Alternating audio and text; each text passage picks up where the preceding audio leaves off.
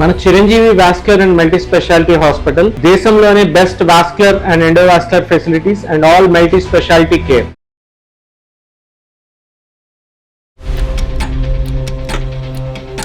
పూజ లేదు, మంచి లేదు, మడి లేదు, ఏది లేదు. ఎప్పుడు ఇంకా ఐ డోంట్ సే యాక్చువల్లీ ఇలాంటి మాట్లాడేవారు ఫిజికల్ రిలేషన్ తప్ప ఆడది దేనికి పనికిరాదా? ఒక సమ్ పర్సన్ రిలేషన్ లోకి రావడం, ప్రపోజ్ చేయడం, ఓకే అవ్వడం వల్ల అతనికి ఈగో క్లాష్ చేస్తుంది. నన్ను సెల్ఫ్ గా ఉండదు అంటాడు. అతను ఎవరు మనకి చెప్పడానికి? నీకు అంత కష్టమైతే కనుక మగాళ్ళ మొహమే చూడొద్దు, కళ్ళజోళ్ళు పెట్టుకుని తిరుగు, పెళ్ళి అనేటటువంటిది వద్దు. ఎంత ఒత్తిడి పెట్టినా కూడా ఏ పెళ్ళి చేసుకోవద్దు, జీవితాంతం ఒకలాగే ఉండదు. తీసుకోవడం, చేయి వేయాలనుకోవడం, ఒప్పుకోకపోతే మాత్రం ఎమోషనల్ గా బ్లాక్ మెయిల్ చేయడం, నా పాస్ట్ గురించి ఒక చిల్లర్ గా మాట్లాడడం. మ్యారేజ్ అయిపోయిందండి, ఎంగేజ్మెంట్ అయిందా? ఎంగేజ్మెంట్ అది కూర్చోబెట్టి ఇది అంటారు కదా, అక్షింతలు వేసాం మా అమ్మాయి అనిపించుకున్నాం అని ఏదో సోది చెప్తారు చూడండి. So very nonsense. మగవాళ్ళంతా రూల్స్ పెట్టడానికి ఉంటే మేము పాటించడానికి ఉండాలా? వాడికి మహా డోంట్ సే పిచ్చి. పెళ్లి పెళ్లి పెళ్లి అని మీరు చెప్తారు కదా, కలిసి ఉండాలి, పెళ్లి అవ్వాలి అని. సో వాళ్ళందరూ కలిసి ఉంటారా హ్యాపీగా? ఖచ్చితంగా ఇది సొల్యూషన్ కాబట్టి మీరు కలిసి ఉండండి, 100% గ్యారంటీ, అందమైన జీవితం, ఈమెయిల్ కొట్టిన ప్రతి వాళ్ళని కలిపేస్తాం అని మేము అనట్లేదు. ఒక కుటుంబాన్ని కాపాడుకోండి, ఒక బంధాన్ని కాపాడుకోండి, ఒక పెళ్లిని కాపాడుకోండి, వ్యవస్థను కాపాడుకోండి అని చెప్పి ఇప్పుడు అప్పుడు నేను చనిపోయే ముందు కూడా నేను అదే మాట అంటాను. అందులో డౌట్ లేదు.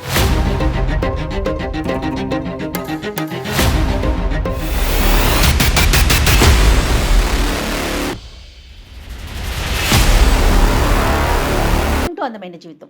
నమస్తే డాక్టర్ గారు. నమస్తే జయ గారు. నైనిక అనే ఒక అమ్మాయి మనకి మెయిల్ చేసిందండి మేడం. తను ఒక ప్రశ్న వేసిందండి. అందమైన జీవితానికి మీరు ప్రతి సమస్యకి కలిసి ఉండండి, ప్రతి చోట అలా సాధ్యమవుతుందా? అది ఒకవైపే ఉండదు కదా, బోత్ సైడ్స్ ఉండాలి కదా. మీరు ఎందుకు ప్రతి చోట కలపాలి, ముందుకు తీసుకెళ్లాలని మాట్లాడతారు? అది ఎందుకు అవసరం? లాంటి ప్రశ్నలు చాలా ఉన్నాయి కళ్యాణ్ గారు. ఇంకా లాభం లేదు, మీతో మాట్లాడించాలి, దానికి సమాధానం మీరే కరెక్ట్ గా చెప్పగలుగుతారని చెప్పేసి మరొకసారి కాల్ చేసేయమంటారు? తప్పకుండా మేడం. నైనిక ఇప్పుడున్న జనరేషన్లో మెయిన్గా వచ్చేది ఏంటంటే మేడం, ఆ పేషెన్స్ తగ్గిపోవటం వల్ల ప్లస్ మైనస్ ఉంటుంది, ప్రతిదానికి అని చూడట్లేదు, మైనస్సే ఎక్కువ చూస్తుంది. అవునండి. హలో, నైనిక గారండి మాట్లాడేది. నమస్తే అండి, నేను జయానండి, సుమన్ టీవీ అందమైన జీవితం ప్రోగ్రామ్ నుంచి కాల్ చేస్తున్నాను. ఫైన్ అండి, మీరు ఎలా ఉన్నారు? మీ మెయిల్ చూసామండి. నాతో పాటు డాక్టర్ కళ్యాణ్ గారు ఉన్నారు, ఒకసారి మాట్లాడతారా? హలో అమ్మా, నైనిక అమ్మా. హాయ్ అమ్మా. ఐఎమ్ గుడ్ అమ్మా, I'm good, thanks for asking. చెప్పండి తల్లి, ఏంటమ్మా మీ ప్రశ్న ఏంటి, మీ సమస్య ఏంటమ్మా? ఆల్ ఎపిసోడ్స్ చూస్తాను సార్, చాలా బాగుంటుంది. Every episode really happy sir. Thank you అమ్మా. మిమ్మల్ని ఒక క్వశ్చన్ అడుగుదాం అనుకుంటున్నాను సార్. అడగండి అమ్మా, అదేం భాగ్యం, అడగండి.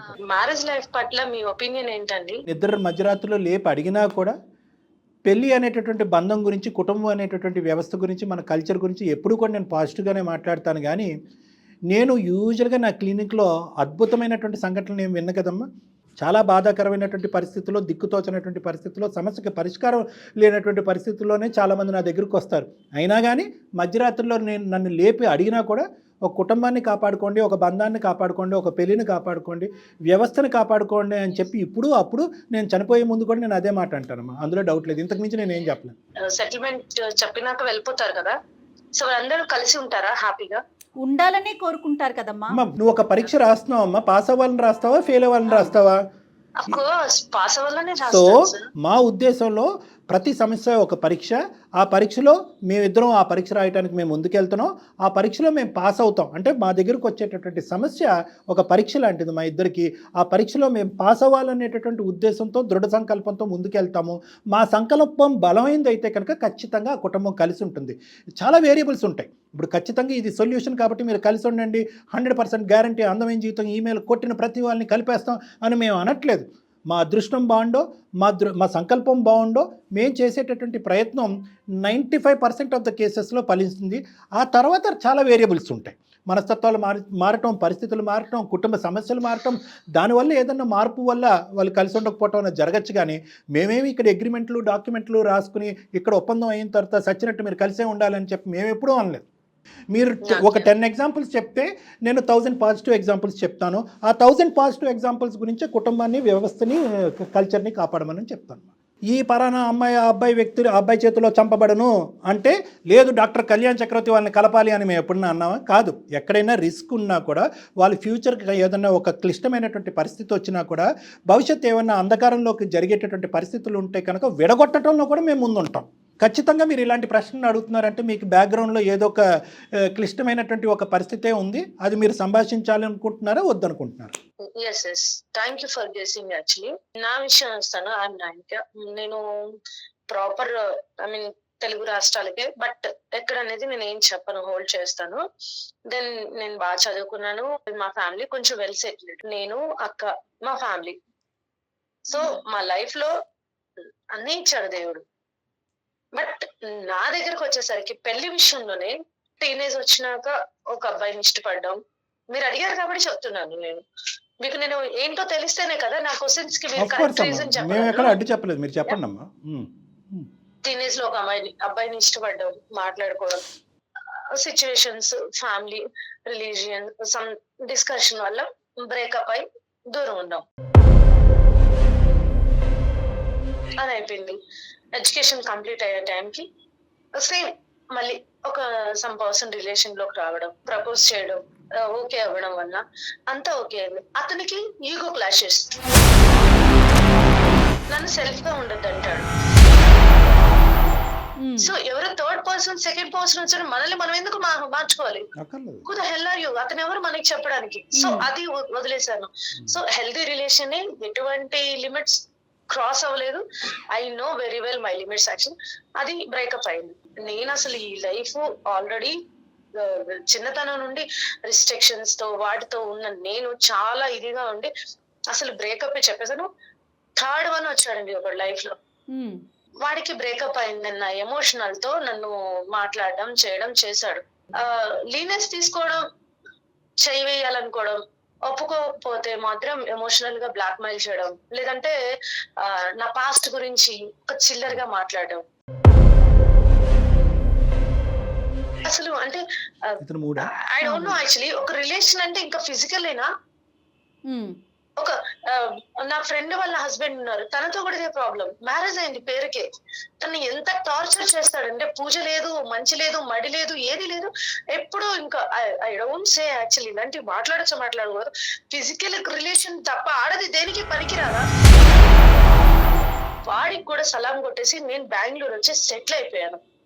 నా జాబ్ నేను చేసుకునే. మమ్మీ వాళ్ళు పెళ్లి చూపులు అంటే ఇంట్రెస్ట్ లేదమ్మా తల్లి, మీకు ఒక నమస్కారం, నేను అసలు పెళ్లే చేసుకోనంటే నేను చస్తాము బతుకుతామంటే టార్చర్ పెడితే పెళ్లికి ఒప్పుకున్నాను. పెళ్లి చూపులైన ఏదో చీర పెట్టేశారు, మా అమ్మాయి నక్షంతలు వేశారు, అంతే. ఇంకో టార్చర్, జాబ్ చేయకూడదు, అమ్మ నాన్నని చూసుకోవాలి. మ్యారేజ్ అయిపోయిందంటే ఎంగేజ్మెంట్ అయిందా? ఎంగేజ్మెంట్ అది కూర్చోబెట్టి ఇది అంటారు కదా, అక్షింతలు వేసాం మా అమ్మాయి అనిపించుకున్నాం ఏదో సోది చెప్తారు చూడండి. It's very non sense actually. I'm sorry, నేను అందరినీ అనట్లేదు. మగవాళ్ళంతా రూల్స్ పెట్టడానికి ఉంటే మేము పాటించడానికి ఉండాలా? అది అయింది. అదే ఆల్మోస్ట్ ఎంగేజ్మెంట్ వరకు వచ్చి అది బ్రేకప్ అయింది. Okay. Last but not least recent గా కూడా సేమ్ ఎంగేజ్మెంట్ వరకు వచ్చి వాడు అంతే. ఇంకా వాడికి మహా డోంట్ సే పిచ్చి. ఈ మైండ్ సెట్స్ తో పెళ్ళెలా చేసుకోవాలి? పెళ్ళని మీరు చెప్తారు కదా, కలిసి ఉండాలి, పెళ్ళవ్వాలి అని. సో ఇప్పుడు నేను చెప్పిన 5 టైప్ ఆఫ్ క్యారెక్టర్లు నాకే తగిలారు సార్. ఐ క్లారిటీ ఉంది, నా ఒక్కదానికే కాదు, 200%, 98% ఆడపిల్లలందరికి ఇలాంటి జతవలు తగులుతూనే ఉంటారు. సారీ, అంతకన్నా గౌరవమైన మాట నాకు రాదు. ఇలాంటి వాళ్ళు తగులుతున్నారు. వాళ్ళతో అడ్జస్ట్ అవ్వాల జీవితాంతో. 20 years ఇష్టంగా పెరిగిన అమ్మాయి, 20 years ఏ కష్టం తెలియకుండా మన అమ్మ నానే కదా ఆడుతూ పడుతూ పెరిగిన అమ్మాయి, 80 years అంటే ఇప్పుడున్న జనరేషన్ బతికేది మహా అయితే 50 years అనుకోండి, అంటే 30 to 40 years జీవితాంతం బానిసలా బతకాల్సిందని. ఎందుకు సార్ అప్పుడు పెళ్లిళ్ళు? అమ్మ, నువ్వు చాలా ఇమోషనల్గా మాట్లాడేవమ్మా. నువ్వు మాట్లాడిన దాంట్లో ఎటువంటి తప్పు లేదు. నువ్వు 5-6 సందర్భాలు సంఘటనలు చెప్పే మాకు ఈ 5-6 సంఘటనలు సందర్భాలు వచ్చుంటే కనుక నువ్వు ఎవరైతే కనుక మగవాళ్ళని డిస్క్రైబ్ చేసావో సింగిల్ హ్యాండెడ్గా నీ యొక్క మాట తీరు బట్టి నీ ఆలోచన నువ్వు వ్యక్తపరిచేటటువంటి హావభావాలు బట్టి నీ వ్యక్తిత్వం అయితే నేను చెప్పగలను, కానీ అది ఈరోజు ప్రస్తావన కాదు కాబట్టి నేను చెప్పను. ఎందుకంటే నీ గురించి కూడా మాట్లాడేటటువంటి వాళ్ళు ఎవరన్నా ఉంటే కనుక బహుశా మాకు బ్యాలెన్స్డ్గా అసలు ఈ సిచ్యువేషన్లో ఏం జరుగుండొచ్చు అన్నది అర్థమవుతుంది. 5 సంఘటనలు 6 సంఘటనలు నాకు తెలియదు, నువ్వు లైన్గా చెప్పుకుంటూ పోయి నేను కరెక్ట్గా లెక్క పెట్టలేదు, తప్పనుకోవద్దు. కేవలం నువ్వు చెప్పినటువంటి అంశాలు ఏవైతే ఉన్నాయో చాలా దురదృష్టకరమైనటువంటి బాధాకరమైనటువంటి అంశాలు. నీ తరపున అంటే మాకు పూర్తి స్థాయి సానుభూతి అనేది ఉంది, కానీ మేము సానుభూతి పట్టడం అనేటటువంటిది కాదు కదా నువ్వు ఇక్కడ మా దగ్గరకు వచ్చింది, నీ బదులుకి సమాధానం కావాలి అనేది వచ్చావు కాబట్టి ఓకే. నువ్వు చాలా ఫ్రస్ట్రేషన్లో ఉన్నావమ్మా. మా వరకు వచ్చినా కూడా కొట్టుకోటాలు అనేటటువంటిది పక్కన పెడితే తర్జన భర్జనలు కొద్దిగా మాట అనేటటువంటి జరుగుతూ ఉంటాయమ్మా. బంధంలో ఆప్యాయత ప్రేమ బాండింగ్ అనేటటువంటిది ఉంటే కనుక ఎలాంటివన్నీ తీసి పక్కన పెట్టేసి ముందుకు వెళ్ళిపోతాం. సర్దుకోవటం దిద్దుకోవటం కాంప్రమైజ్, ఈ 3 పదాలు జాగ్రత్తగా గుర్తుపెట్టుకోండి. 6 సందర్భాల్లో నువ్వు నా వరకు నా క్లినిక్ దగ్గరికి కానీ ఇలాంటి అందమైన జీవితం ప్రోగ్రామ్కి వస్తే కనుక మేము ఏం చేసి ఉండేవాళ్ళం అంటే కనుక ఖచ్చితంగా నీకు ఒక టార్చరు, నీతో ఒక మిస్బిహేవియరు, నీతో ఒక పద్ధతిగా వ్యవహరించలేనటువంటి పూర్తిగా మగాళ్ళు అందరూ డాష్ డాష్ అనేటటువంటి పదాలు దయచేసి విరమించుకోండి అమ్మా. అది మేము పూర్తి స్థాయిలో ఖండిస్తున్నాము. ఇక్కడ 6 మగాళ్ళని ఊహించుకుంటూ ఇక్కడ నాతో గొడవ పెట్టుకోకండి. నేను సమాధానం చెప్పడానికి ఇక్కడ ఉన్నాను.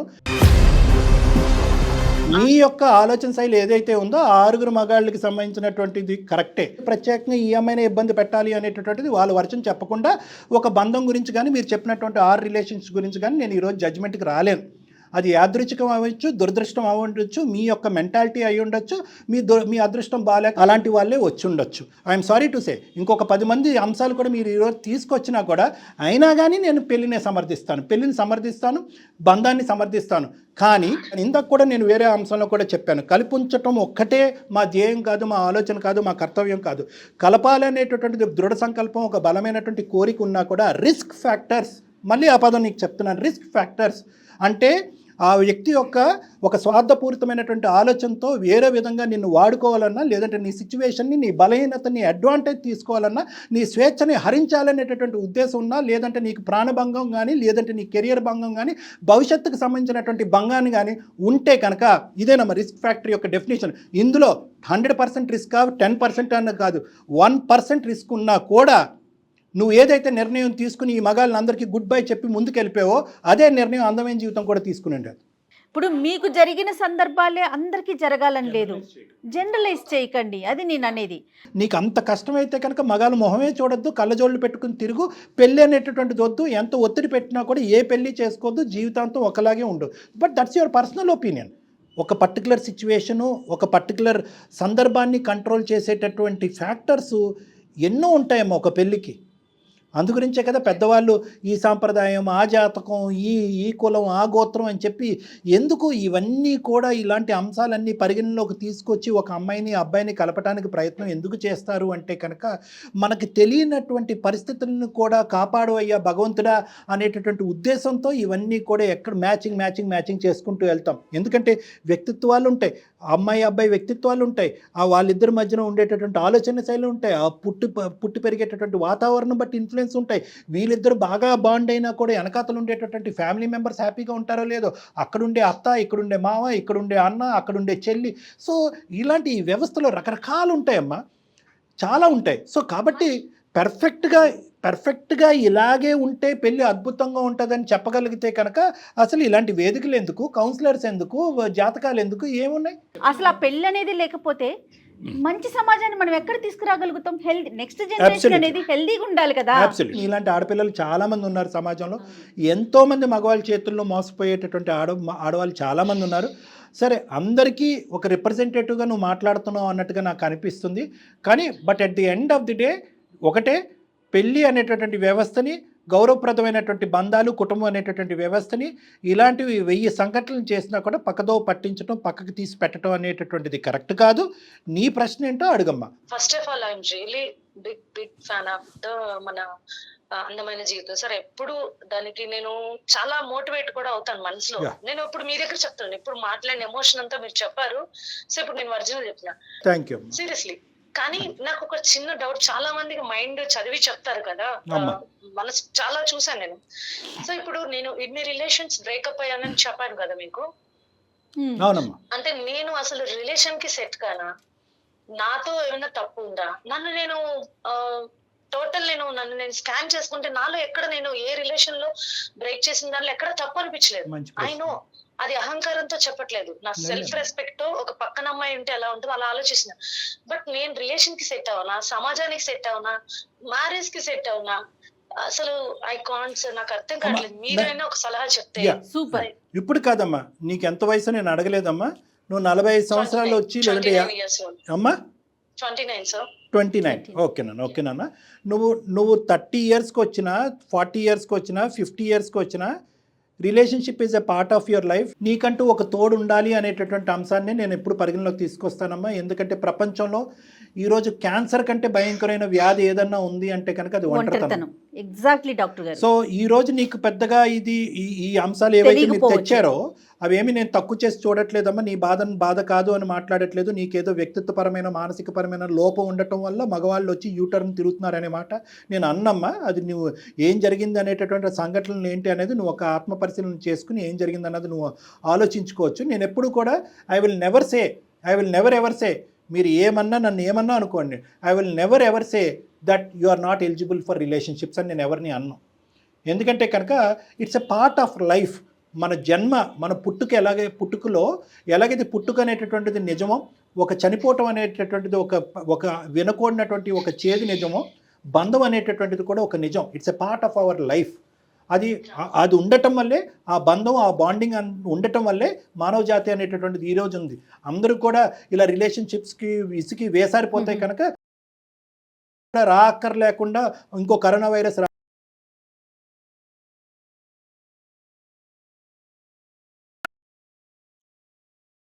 చూడండి, నాకు ఒక అక్క, ఒక అమ్మ, ఒక నాన్న, ఒక పిన్ని, ఒక బాబాయ్, ఇదంతా ఫ్యామిలీతోనే వస్తుంది నైనా.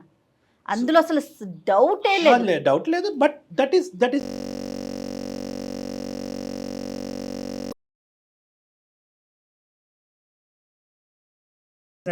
అవి చాలా దురదృష్టకరమైనటువంటి ఎగ్జాంపుల్స్, బాధాకరమైనటువంటి examples. Now let me tell you, నేను రిలేషన్షిప్కి నాట్ ఎలిజిబుల్లా అంటే కనుక నో, ఐ డోంట్ అగ్రీ. నేనేంటంటే ఈరోజు మీరు ఫస్ట్ ఆఫ్ ఆల్ ఒక కూల్ స్టేట్లోకి వెళ్ళాలమ్మా. నీకు 29 ఇయర్స్, ఆల్రెడీ 6 రిలేషన్షిప్స్. కొంతమంది పెద్దవాళ్ళు చూస్తే కనుక కొంతమంది నువ్వుగా వెళ్ళి ఎంచుకున్నటువంటి ఉన్నాయి. కొంతమంది నువ్వు వద్దనుకున్నా కూడా బలవంతంగా నీ జీవితంలో దూరినటువంటి కొంతమంది ఉన్నారు. నేనేమంటున్నానంటే you need a cool face and a break. నీకు ఒక బ్రేక్ కావాలి ఫస్ట్.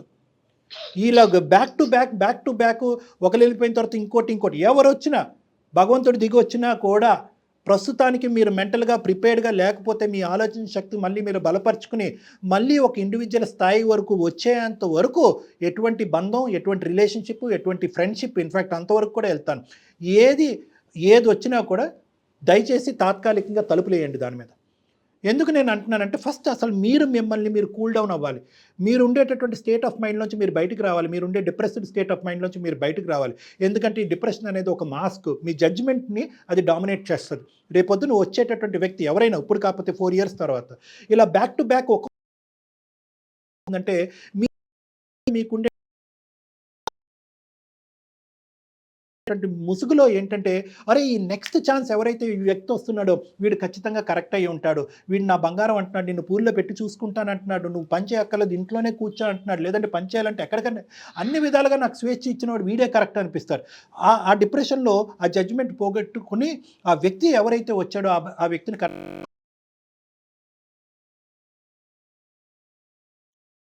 చేసుకోండి. ఈ బ్రేక్లో మీరు ఆత్మ పరిశీలన చేసుకోండి. అవతల వాళ్ళు ఎలా తప్పయ్యారు అన్నటువంటిది చెప్పడం, అలా ఒక వేలు ఎత్తి చూపెట్టడం చాలా ఈజీ అమ్మ. ఇంకో విధంగా అనుకోకండి. ఒక వేలు అటువైపు చూస్తే ఒక 4 వేలు మన వైపు తిరిగి ఉన్నాయి. ఒకసారి ఆత్మ పరిశీలన చేసుకోండి. ఎక్కడ నా జడ్జిమెంట్ తప్పు అనేటటువంటిది ఒకటే కాకుండానే నా మాట్లాడే విధానం, నేను ఆలోచించే విధానం, నేను ఏదైనా నెగిటివ్ అప్రోచ్లోకి వెళ్తున్నానా ప్రతి రిలేషన్లో, ఒక అనుమానాస్పదంగా వెళ్తున్నానా, గత స్మృతులతో ఇంతకు ముందు ఉండేటటువంటి ఆ రిలేషన్షిప్కి సంబంధించినటువంటి జ్ఞాపకాలతో కొంత దాంట్లో ప్రవేశిస్తున్నానా, ఆ విధంగా ఆ వ్యక్తిని కూడా ట్రీట్ చేస్తున్నానా, ఆ విధంగా ఆ వ్యక్తిని అనుమానిస్తున్నానా, అనుకున్నటువంటి మాటలు ఏమన్నా అంటున్నానా, లేదంటే ముక్కుసూటుగా మాట్లాడుతున్నానా, మనసులో ఉండేటటువంటి భావాన్ని మొహం మీద విసిరికొట్టేటటువంటి విధంగా మాట్లాడుతున్నానా, అంటే మీరు అని అనట్లేదమ్మా, ఇలాంటివి మీ వ్యక్తిత్వపరమైనటువంటి ఏమన్నా లోపాల వల్ల కొన్ని సంబంధాలు ఈ విధంగా అవుతున్నాయా అనేటటువంటి, అన్నీ అనట్లేదు, కొన్ని ఇలా అవుతున్నాయి అన్నది ఆలోచించుకోండి. సో నేనేమంటున్నానంటే ఫస్ట్ డిప్రెషన్ అనేటటువంటిది క్లియర్ అవ్వాలి. నెంబర్ 2, మీరంటూ ఒక బ్రేక్ తీసుకోవాలి. ఈ బ్రేక్లో మీ అదర్ యాక్టివిటీస్ ఏమన్నా మీ ఉంటే కనుక, హాబీస్ కానీ, ఇంకేమన్నా హెల్త్ పరమైనటువంటి అంశాలు కానీ, కెరియర్ పరమైనటువంటి అంశాలు కానీ, 29 ఇయర్స్ మీరు చదువుపరమైనటువంటి అంశాలు కానీ, వీటన్నిటి మీద ఫోకస్ పెట్టండి.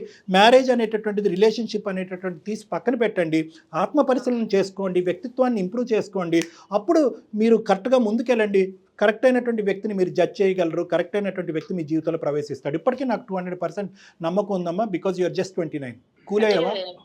కొంచెం ఓకే సార్, కూల్ అని కాదు, మమ్మీ వాళ్ళు కూడా ఇదే చెప్తారు, కానీ ఏమంటారు, మీరు చెప్తే అది బాగుంది, ఇంటి వాళ్ళు చెప్తే ఏదోలా ఉంది, బట్ కానీ నేను ట్రై చేస్తాను, బట్ ఎవరి మీద నాకేం విరక్తి లేదు, బట్ ఐఎమ్ సారీ, మీ అభిమానం అయి ఉండి ఇలా క్వశ్చన్ చేసినందుకు ఫస్ట్ అయ్యో అట్లా రైట్ అమ్మా, కానీ నేను ఏమంటున్నానంటే పదజాలంలో జాగ్రత్తగా ఉండండి అంటున్నాను, వాడే పదాలతో జాగ్రత్త అని అంటున్నాను. చాలా ఇబ్బంది పడే అమ్మాయిలకి ఒక ఆన్సర్ కోసం నేను ఇలా చేశాను. దట్టు నేను డైలమాలో ఉన్నాను, అయినో చాలా రిలీఫ్ వచ్చింది నాకు. ఓకే సార్, మీరు చెప్పిన ప్రతి ఒక్కటి నేను తీసుకుంటాను, కూల్ గా ఉంటాను, నోరు కంట్రోల్లో పెట్టుకుంటాను. అది కంట్రోల్ కాదమ్మా, కొద్దిగా ఏమన్నా ఇమోషన్స్ ఉంటే కనుక ఇమోషన్ కంట్రోల్, యాంగర్ మేనేజ్మెంట్ ఎలాగన్నదో ఆలోచించు. ఒక మాతో మాట్లాడటం గురించే మాట్లాడలేదండి, జనరల్ వేలో చెప్తా ఉన్నారు అంతే. ఓకే మ్యామ్, రైట్ అండి, all the best. Thank you. నా లైఫ్ లో ఏ గుడ్ ఉన్నా మీతోనే షేర్ చేసుకున్నాను. ష్యూర్ గా, డెఫినెట్ గా. Today you both of make my day, sir. Thank you so much once. Thank you. All the best. Namaste. Thank you ma'am. Bye. Thank you. Bye. Fire చాలా అంటే తను ఎక్కడైతే face చేసిందో ఆ problems ని మొత్తాన్ని ఊహించేసుకుంటోంది. తనకి ఎట్లా అనిపించేసిందంటే, నేను ఇన్ని ఫేస్ చేస్తా ఉన్నా, మీరు అందమైన జీవితం అందరిని ఎలా కలిపేస్తున్నారు అని ఒక క్వశ్చన్ అడిగేసింది. అమ్మ నా దగ్గరికి నిజంగా మీరు నమ్మరు జయ గారు, అమ్మాయి నైనిక లాంటి వాళ్ళు బంధం అనే పదం వాడితేనే, ఫ్యామిలీ అనే పదం వాడితే, కుటుంబం అనే పదం వాడితే, రిలేషన్షిప్ అనే పదం వాడితే, పెళ్ళి మ్యారేజ్ అనే పదం వాడితే కనుక అబ్బా అదేంటంటో అదేదో ఒక మాట అన్నట్టుగా ఒక విరక్తి వచ్చేస్తారనమాట. ఎందుకంటే కనుక వాళ్ళకి ఆ పదాల చుట్టూరు వెనకతలు ఉన్న వాళ్ళ హిస్టరీని ఊహించుకుని ఇంక ఎవరి జీవితంలో ఆ పదాలు అన్నా కూడా అందరిది అది ఈక్వేట్ చేసుకుని జనరలైజ్ చేసుకుంటా ఉంటారు. అది వాళ్ళకున్న ఇండివిజువల్ పరిస్థితి. నేను అందుగురించి నైనిక కూడా ఏమని చెప్పానంటే, నీకుండేటటువంటి ఒపీనియన్, నీకుండే మెంటల్ స్టేటు, రిలేషన్షిప్ అనేటటువంటిది, పెళ్ళి అన్నది ఒక భాగమే, ఇదే జీవితం కాదు. దీన్ని తాత్కాలికంగా పోస్ట్పోన్ చేసి ఫస్ట్ నీ యొక్క కెరియర్ని కానీ, మానసిక పరిస్థితిని కానీ, ఆలోచన శైలి కానీ, వ్యక్తిత్వాన్ని కానీ ఫస్ట్ బిల్డప్ చేసుకోండి. ఒక 4 to 5 years, 3 to 4 years gap తీసుకోండి. ఎటువంటి ఒత్తిళ్ళు వచ్చినా కూడా లొంగద్దు. మళ్ళీ రేపొద్దున మీరు చెప్పారు కాబట్టి నేను చేసుకుని